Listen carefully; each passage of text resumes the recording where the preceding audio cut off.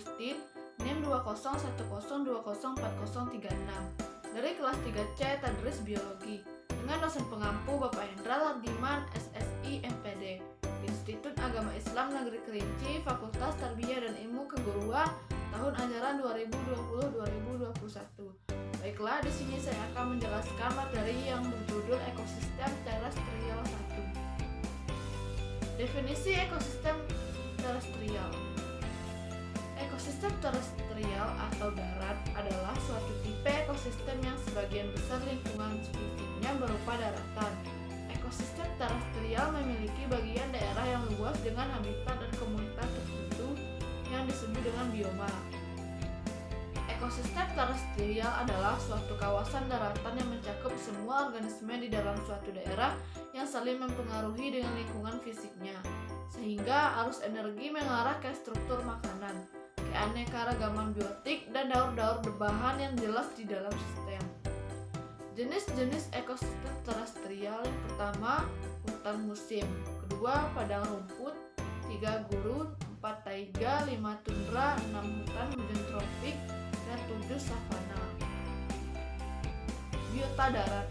Biota darat mempunyai kompleksitas yang lebih tinggi dibandingkan ekosistem laut, karena kemungkinan organisme untuk hidup dan berkembang biak pada ekosistem darat lebih besar, sebab distribusi oksigen dan sinar matahari lebih banyak. Pada biota darat terdapat beberapa jenis dari bentuk tumbuhnya tumbuh-tumbuhan, yaitu pohon, liana, epifit, strop, herba, dan tumbuhan taliot.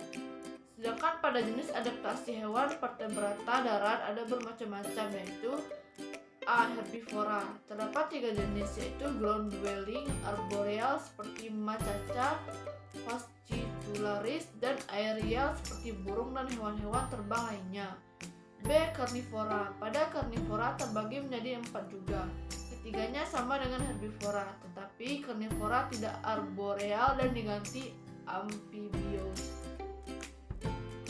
Biota darat. Evolusi di darat telah menonjolkan dari kategori-kategori taksonomi yang lebih tinggi dari 2 kerajaan tumbuhan dan binatang. Jadi dari semua organisme yang paling kompleks dan dikhususkan, misalnya tumbuhan binti, serangga, dan vertebrata berdarah panas, adalah dominan di darat sekarang. Apa itu biogeografi? Biogeografi merupakan cabang dari biologi mempelajari makhluk hidup dan juga geografi. Dalam penyebaran atau distribusi makhluk hidup di bagian bumi, termasuk asal dan cara penyebarannya. Penyebaran makhluk hidup ini dibedakan atas penyebaran hewan dan juga tumbuhan. Pengetahuan biogeografi sangat erat kaitannya dengan klimatologi dan juga paleontologi. Ilmu ini juga mempelajari berbagai keanekaragaman hayati berdasarkan ruang dan waktu. Beberapa bioma utama. Pada habitat darat dikenal istilah bioma, yaitu daerah habitat yang meliputi skala lebih luas. Berikut ini hanya akan dibahas beberapa bioma utama, yakni sebagai berikut.